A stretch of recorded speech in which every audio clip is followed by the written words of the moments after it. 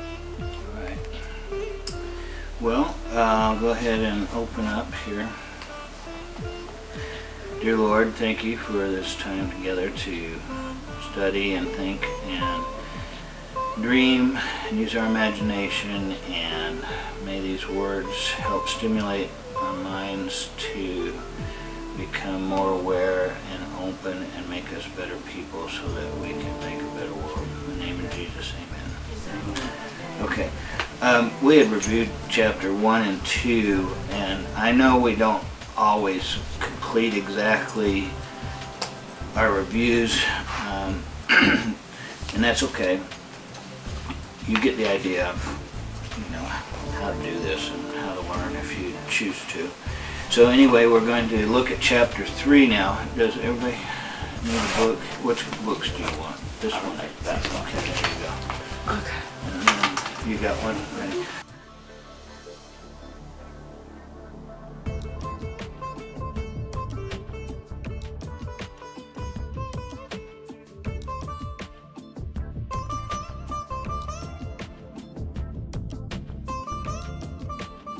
Okay, so you can open up chapter 3, and I'll just, basically the very first part, what we're going to do now is we're going to go through, and I'm just going to pick out spots that are highlighted in my book to speak about, and then we'll go back and learn specific ideas over the next few weeks. About like what pages? On chapter 3, I don't know, because every book is different. Yeah. That's chapter 9. Definitely not there. Mine's 38. Yeah, mine's 37. Chapter 4. I'm going to begin. I'm sure you can find it. Okay, chapter 3. The title is called Suggestion, Telepathy, and the Grouping of Beliefs. And I'll add comments as we go along here. So that there's no misunderstanding, instead of telepathy being some sort of paranormal event that is still questionable, Seth says that telepathy not only exists, it's essential and used constantly throughout the world, not only between each other but also within our own minds to other portions of ourselves. Okay. So here, this is in the middle of one of his sessions, and he resumes dictation. The very first sentence past the chapter is what I want to focus on first, and it says, ideas have an electromagnetic reality. Okay, that statement in itself is important. Okay. What he is saying is that they are not completely non-physical. An electromagnetic reality means there's some sort of physical reality to ideas themselves. Okay. So he says ideas have an electromagnetic reality, and the second sentence says beliefs are strong ideas about the nature of reality. Okay. And the reason that this is important is so that you understand what the word beliefs means. Okay. Because we are going to be trying to understand what our personal beliefs are in order to be clear on how to create a reality. Your foot is just going to be there. You go. Okay.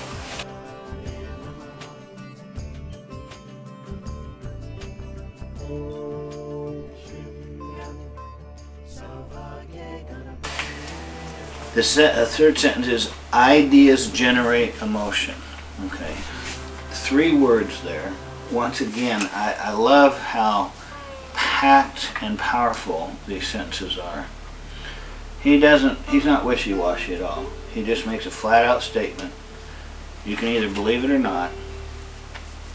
This particular source, who is Seth, makes no bones about it. He says ideas generate emotion. Okay, so if you are ever going back and studying, which this material will be studied for centuries, okay, because it's so important. And as we try to figure out reality, they'll go back and they'll look and they'll see what Seth thought about it. And he says ideas generate emotion. Okay? That's just absolutely phenomenal. And we can get into why in just a little bit. The next sentence, like attracts like. So similar ideas group about each other, and you accept those that fit in with your particular system of ideas.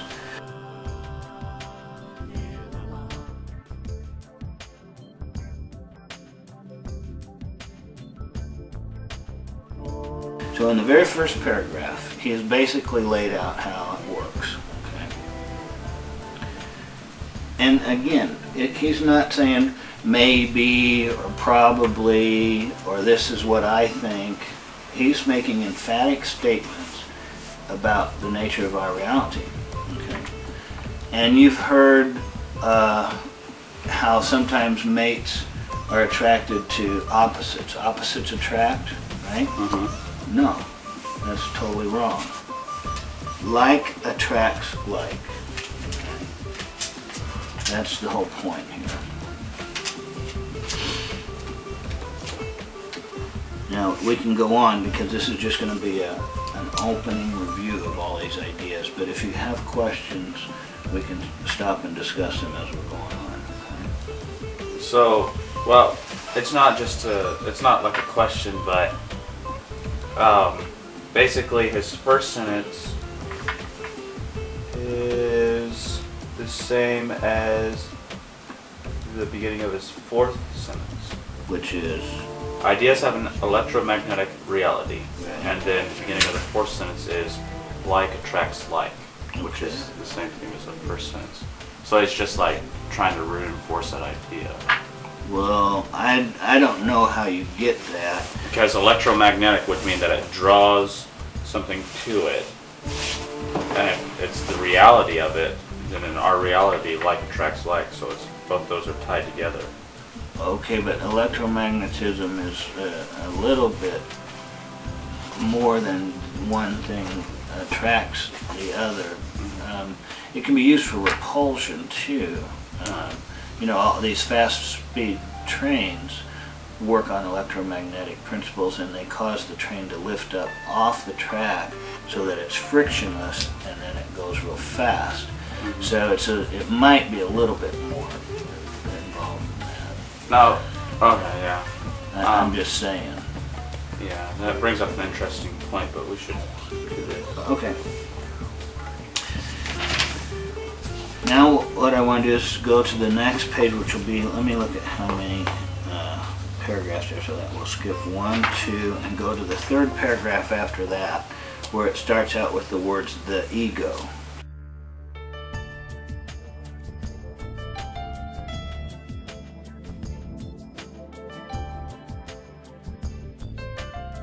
Okay. Does everybody see that? It says, the ego, okay, while appearing to be permanent, alright? Mm-hmm. That's what we think. He says, while appearing to be permanent, then forever changes as it adapts to new characteristics from the whole self and lets others receive. And then he explained himself. Otherwise, it would not be responsive to the needs and desires of the entire personality.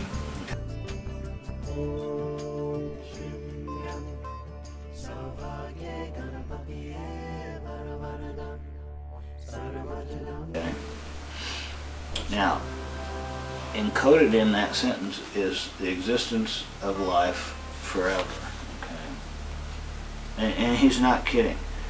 We live forever, okay? But not in our body. Our bodies die.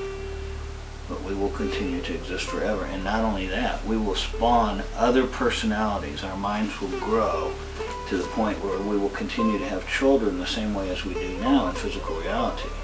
You see, this is a process that physical reality mirrors and is symbolic of what goes on before and after death. We just don't understand the deep symbolism that's occurring. If that's true, then that verifies that the physics theory that the universe is flat is also true. I love your statements, I just don't know how you get there. Because whenever the universe is flat, it's infinite expanding. Okay. So if we are infinite and then create an infinite amount of children, then therefore the universe has to be expanding. The universe is expanding, right? And they finally did prove that. That was a big question, and the answer was a surprise. And just in the last 10 years, they did find that out. What he's talking about, though, is other than physical universes, too, you see. And I know it's hard to believe, but there is other dimensions that aren't physical.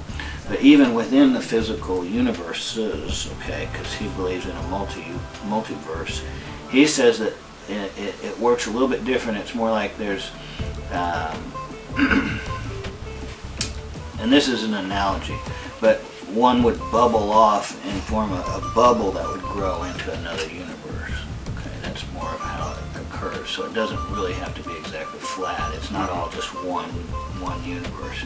But however, within our one universe, I'm not sure that you would find any boundaries out at the end anywhere. I don't think you do, but I'm not sure. Okay, then the next paragraph, it says, because, and he's talking about the ego, right? And we talked about the ego a few weeks ago, right? Okay.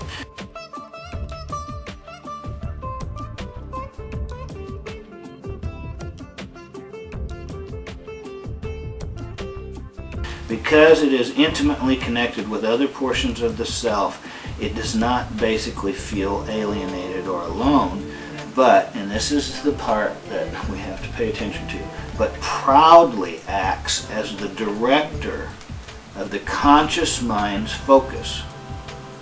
It is an adjunct of the conscious mind in that respect. Okay. So what's really going on is, just imagine at one point, if you want to, we were connected with God on earth, and like animals, I'm not trying to demean us, animals are wonderful, but I'm just saying we operated instinctively, okay? And as we went around and did what we did on the earth, we began to become aware of ourselves, okay? And began to see a little bit of dreaming and patterns, and basically what happened was a psychological structure was born, okay? And that is a tiny, what would be called creme de la creme, on top of what was already occurring, and the ego was formed, okay? And that ego then is free will. That separated itself off from the direct connection of God. In the process, we aren't quite as connected, okay? And now we have become so powerful, our ego has become so powerful, that we think we're the ones that are in control. But it's so obvious we're not. It's laughable. I mean, how many times have you paid attention to your breathing during this last 10 minutes? That we are sustained by a miracle, and yet we just forget about it all the time and act like the ego is the one that runs the whole universe, you know, and it's just laughable. But anyway, it's necessary to help direct in order to survive. I'm not putting it down, but I'm just saying that we've sort of allowed the ego to become too big for its britches. Okay, we need to use our ego in a more, what I would say, proper way in order to allow a better understanding of reality and a better connection to what's really going on. All right, I'll read a little bit below that. It says, basically it, and he's talking about the ego again, understands its source and its nature. It is the portion of the mind then that looks out upon physical reality and surveys it in relation to those characteristics which it is composed at any given time.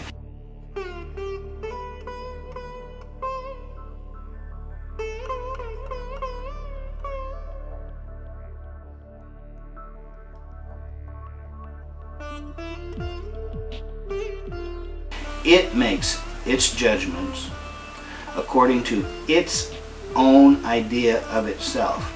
Now that is, that sentence is so important. That's why we've gotten trapped, okay? It's the irony of life. This is the divine comedy in that statement. The ego was born, it received free will, it started making judgments about itself based on what it believes, what it was perceiving, and so what that does is it filters it only to the sense of what it believes about itself. So we can easily be led astray. The idea that, you know, quote, we're lost could happen very easily. You have to be very careful. He says it is the most physically oriented portion of your inner self. So basically what he's saying is the ego is still very much the inner self, but this is the physically oriented portion, okay, the ego. But it is not, however, apart from your inner self. It sits on the windowsill, so to speak, between you and the exterior world. However, look at the next sentence. It can also look in both directions. Okay, I love that analogy. Let's call this house our inner self, okay? Right? Our ego would sit on the windowsill, the way the cats do, and look out. Okay? Outside is the physical world. This is what's happening with us. It's an analogy. We have this whole inner universe that's going on, and we have our ego sitting on the windowsill looking out. Okay? That's how it works. But remember, he says that we can look in both directions. And then after that he says it makes judgments about the nature of reality in relationship to its and your needs. What in the world is he talking about there? It accepts or does not accept beliefs. Uh-oh. Who's in charge? Who's in charge? The ego. The ego. This is free will right there. The free will. It accepts or does not accept beliefs. This is right where it happened. This is leaving the Garden of Eden, you see. It cannot shut out information from your conscious mind, however, but it can refuse to pay attention to it.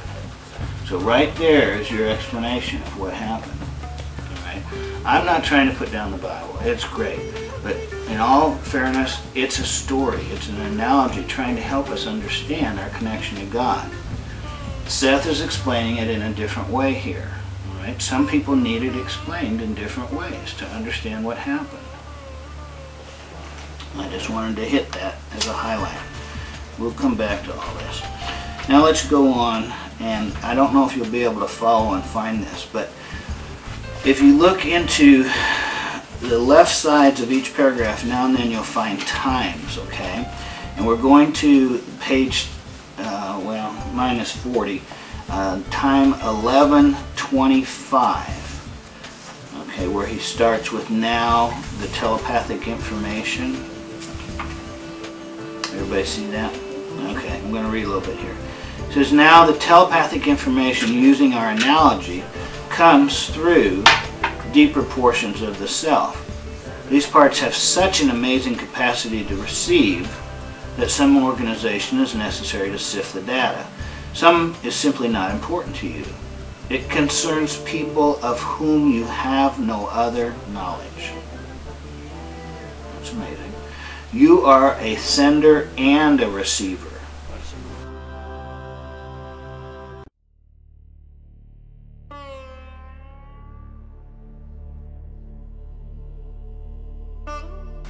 Because ideas have an electromagnetic reality, beliefs, because of their intensity, radiate strongly. Okay, this next sentence, I've underlined parts of it. Due to the organizing structure of your own psychological nature, similar beliefs congregate, and you will readily accept those with which you already agree. and I underlined similar beliefs congregate. Okay. I did that so that we understand how this works. The next paragraph says, limiting ideas therefore predispose you to accept others of a similar nature.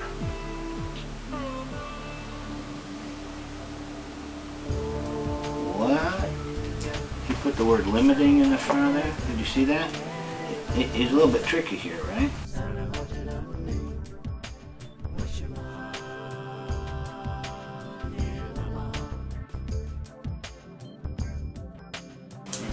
Limiting ideas therefore predispose you to accept others of a similar nature. Alright, now this next sentence is what we're going to write down. This will be sort of tonight's lesson. So do your little box and the whole thing. Doo-dee-day-doo-doo-doo. What is the date today? 23rd. 23rd. And this will be chapter 3, and I'll say the title because I want you to do it this way. Chapter 3, write your title. Anybody remember it? Yes. You do? Come on. It is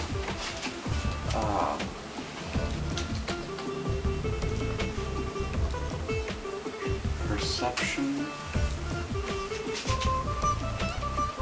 About suggestions? Oh yeah, suggestions. Here, I'll do speech charades. What's this?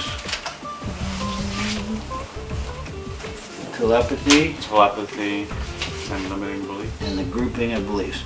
Chapter 3, suggestion, telepathy, and the grouping of beliefs. And these are important words, even if we don't remember any others, so we will write them down.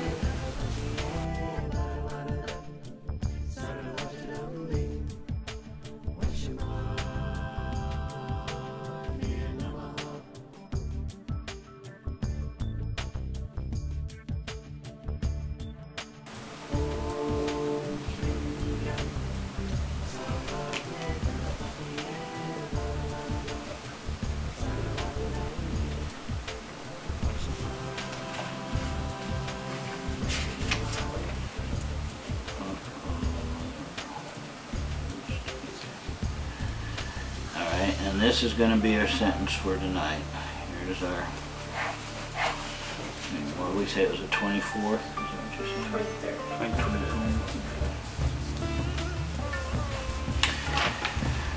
Alright, let me count them up.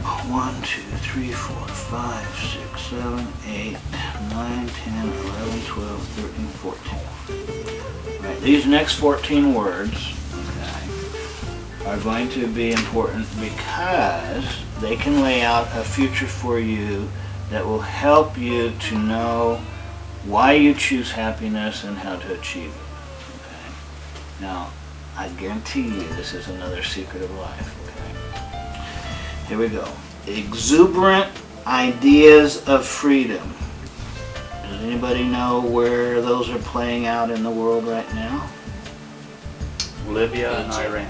All these countries that have been suppressed for centuries, people are revolting. Now they are revolting, in my opinion, because economic conditions have gotten so that it's very difficult for them to survive. However, what is motivating them is exuberant ideas of freedom. Okay? So exuberant ideas of freedom. The next word, spontaneity,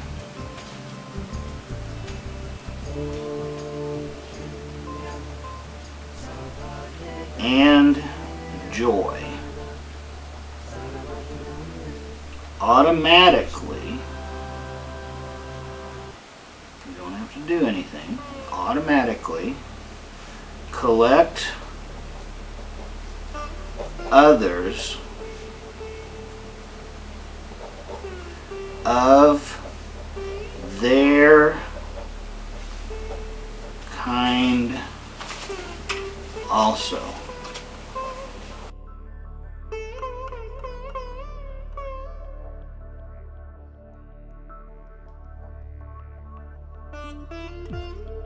Alright, now, when you get that written down, I want to know. I do. Okay. right? This is my question. What does he mean when he says of their kind, Maddie?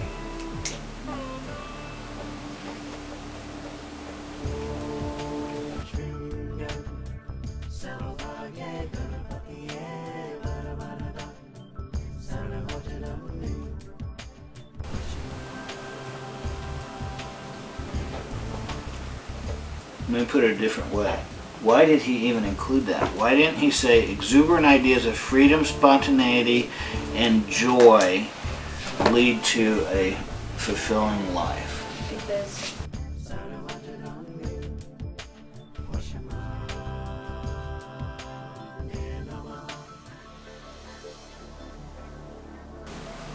that's not what they do. They go with other stuff that are kind, like Good. Go ahead. anything Give me a like. that is positive, Okay. and they bring joy Right. to whatever it is. Okay. So joy brings joy, freedom brings freedom, spontaneity brings spontaneity, right? And that's why it's nice to be around people that are smiling and happy and positive, because you can feel that even if you're sort of negative or down or whatever, you still can't help but at least notice it, right? It's sort of attractive. Right, and it's just like people that are negative, Mhm. others can sense that. Right. It's like attracts like. Like attracts like. Okay, so what is the key here? What's the secret? Have ideas of freedom, spontaneity, and joy. Have that outlook. Exuberant ideas. Exuberant. Do you see me act exuberantly now and then? Yes. I try to once a day, right?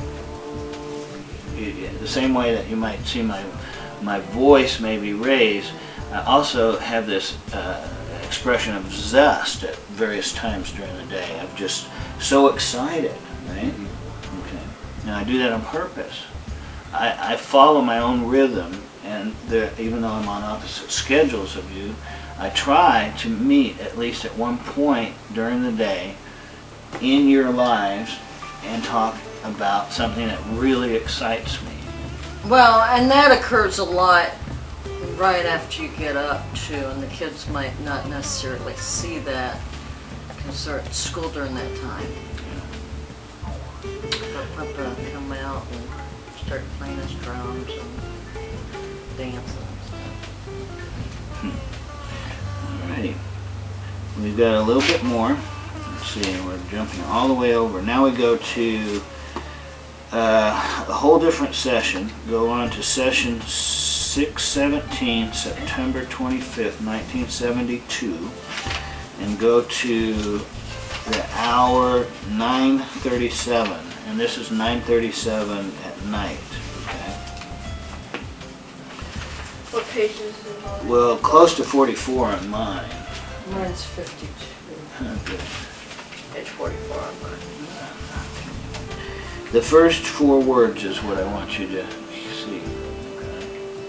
What are they, Maddie? Which one? Of 9:37. Okay, we will resume dictation. That's the beginning of the session. I need you to go to the time 9:37, okay, and look at the four words after it. Oh, got a little pain. Telepathic. Yeah, Telepathic. Telepathic communication is constant. Okay.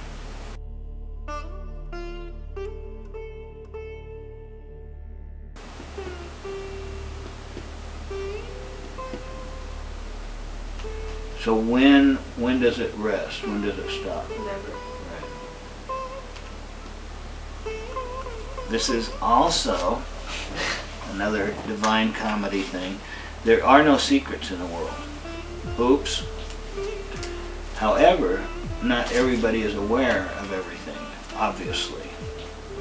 However, you or or someone else can become aware, okay, of what's going on, even in situations that people think are secret, because telepathic communication is constant. Right.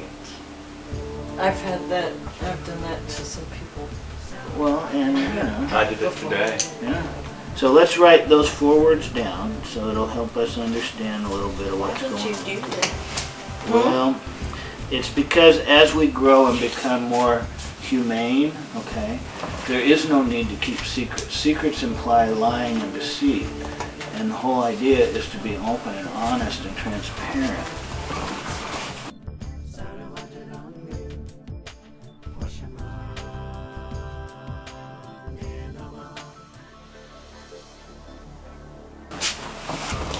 Now, in what goes with that, as you become more able to do this, is a sense of privacy, sacredness, allowing people their own space, okay, to be who they want to be, and then you have a proper etiquette and you share that which the person wants to share. Invasion of privacy isn't even an issue at that point, because when you get to this understanding, you joyfully are sharing ideas that you want to share, and it's understood that maybe even though there are no secrets, there's not necessarily a need to talk about everything or experience everything. You know, there's areas of privacy that still exist. All right. Then we will go to the next paragraph and I will read this. As I mentioned earlier, you're also sending your own telepathic thoughts outward. Others will react to those according to their own ideas of reality. And this is what I want us to remember right here. A family can constantly reinforce its joy, gaiety, and spontaneity by concentrating on ideas of vitality, strength, and creativity.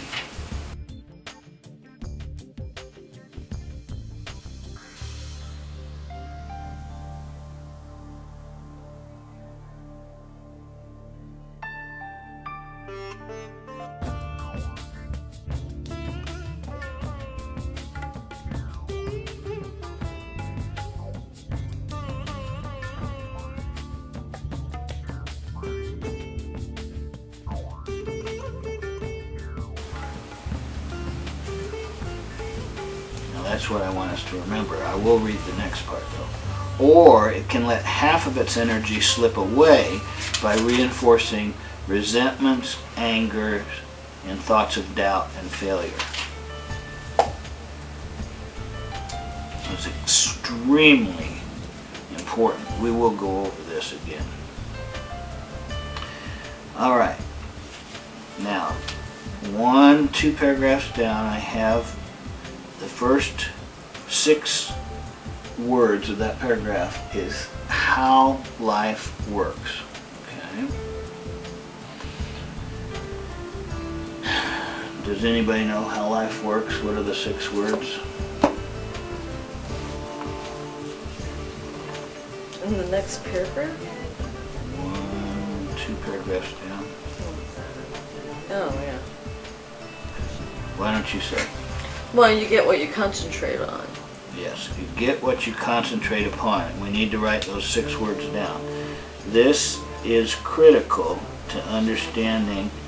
This is probably, you know, there was this big phenomena. I'd never even read the book or the whole thing, but I bet what that woman's secret was, that she was making all her money and splash of fame, was this. You get what you concentrate upon. You get what you concentrate. What are you talking about? Oh, it was something that happened just in the last 2 years. This woman wrote a book called The Secret.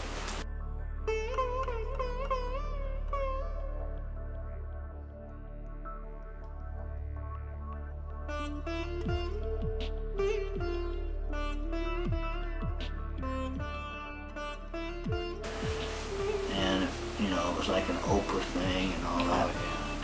But I bet you the whole bottom line is it was these 6 words.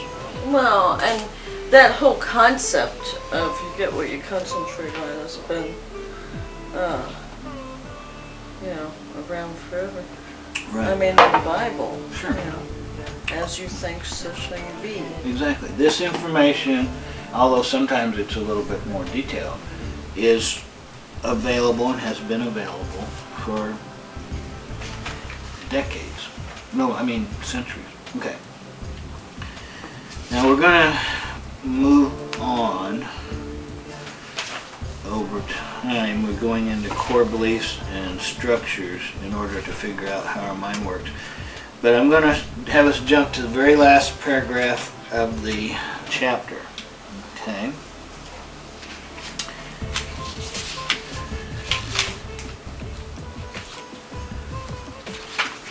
And this Mine's page 65. Okay. This will end tonight's sort of opening look into chapter 3.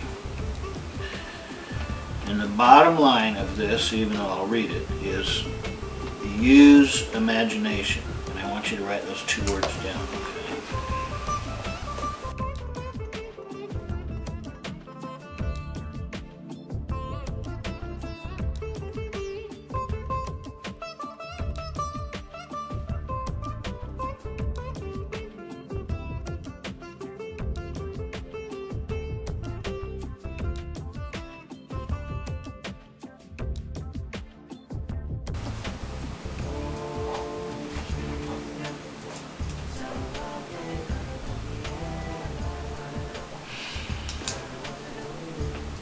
That's going to be all for tonight's study. I'll read this, but the whole point is to use your imagination. Okay.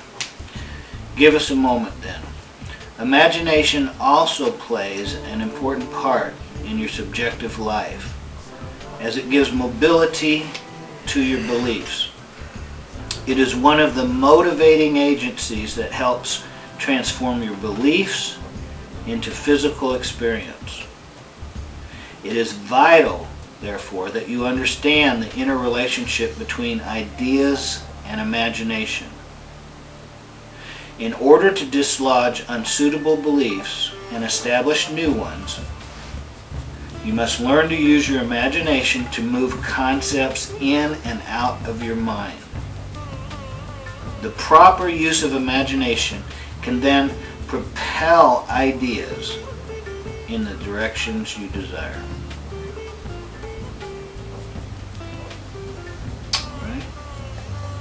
Everybody good? Any questions?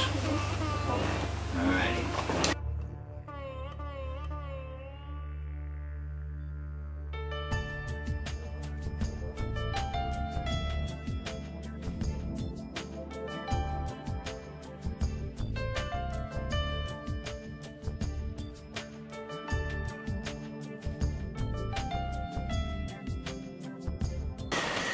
Well, dear Lord, thank you for giving us this time to get a beginning to understand how our minds make a huge difference.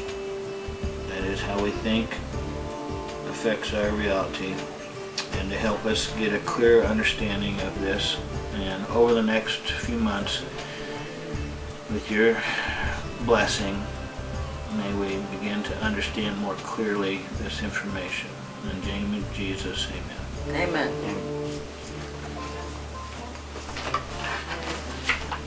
Alright, I know it's odd that this is called Bible study, but as we get farther and farther in, eventually we'll talk about the story of Jesus and how it applies to all of this, and why Jesus came to the earth, and the relationship between that and understanding how our mind works, okay?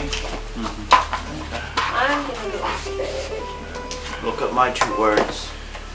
See them, it says use imagination.